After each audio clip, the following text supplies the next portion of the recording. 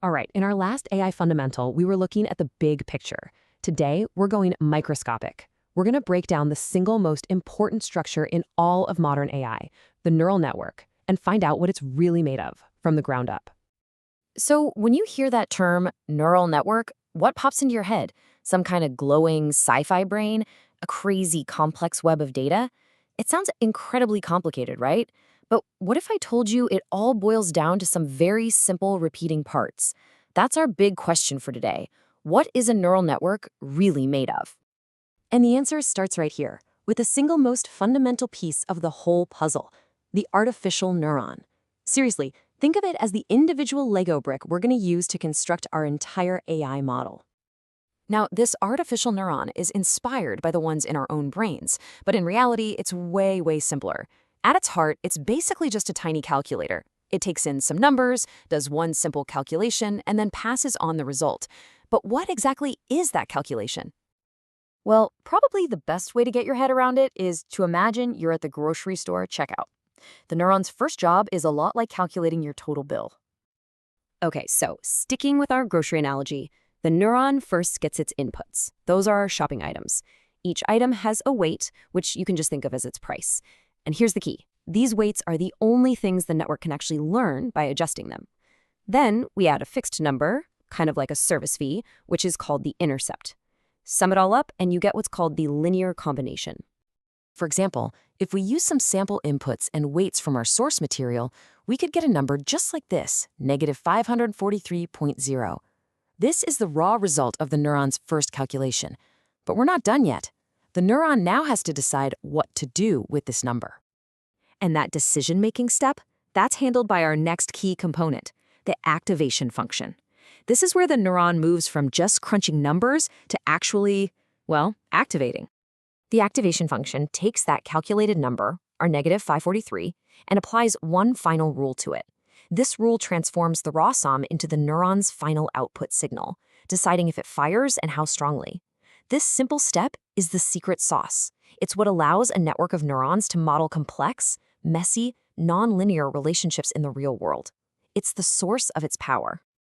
You know, this brings us to a fantastic analogy from our source material. Biological neurons in your brain, they fire in these sharp all-or-nothing spikes, kind of like Morse code. But artificial neurons, they output a smooth, continuous value. So think of it less like Morse code and a lot more like yodeling. They can adjust their pitch to convey more nuanced information. Kind of cool, right?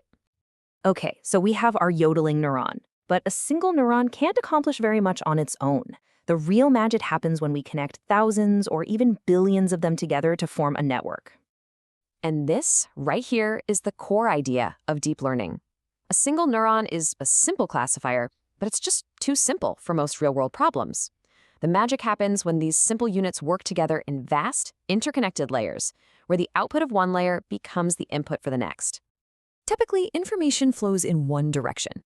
It starts at the input layer, which gets the raw data, let's say the pixels of an image. It then passes through one or more hidden layers, which is where the real computational heavy lifting happens. And finally, it reaches the output layer, which gives us the final answer, like a classification or a prediction. So that's the theory. But how does it actually work in practice? Let's take these concepts and apply them to a simple, concrete problem to see the whole network in action. Our task is pretty straightforward. We're going to teach a neuron to distinguish between a simple 5 by 5 pixel image of a cross, an X, and an image of a circle, an O. A classic, is it this or is it that kind of problem. First things first, the computer doesn't see an X. It sees numbers. So we convert the image into a grid of data, where 1 represents a colored pixel and 0 represents a white pixel. This grid of 25 numbers becomes the 25 inputs for our network. So here's our objective. We need to find the perfect set of weights for our 25 inputs. The whole goal is to set them just right so that feeding the X image into our neuron produces a negative number, while feeding in the O image produces a positive number. That's how our simple neuron will make its decision. And we can actually do this. By giving a negative weight to the center pixel, which is only colored in the X, and positive weights to other pixels, we can hit our goal. For the X image, the calculation might come out to something like -1. Perfect, that's a negative number. Classification, success. Now using those exact same weights, we feed in the O image. The center pixel is a 0 now, so that negative weight has no effect. The other weights take over, and the final sum is 4, a positive number. The neuron correctly classifies this as an O. And right there, that brilliantly illustrates the fundamental logic of a neural network classifier. You know, this simple neuron model is actually one of the oldest ideas in AI. It was called the Perceptron, introduced way back in 1957, and as soon as it was created, the hype began. But as this timeline shows, that initial excitement quickly led to disappointment and a collapse in research funding, known as the first AI winter.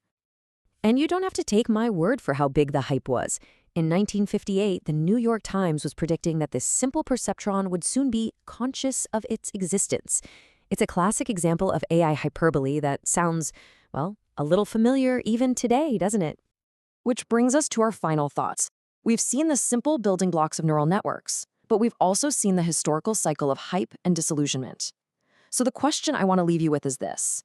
Knowing how the story has unfolded before, how do you think the current era of AI will play out?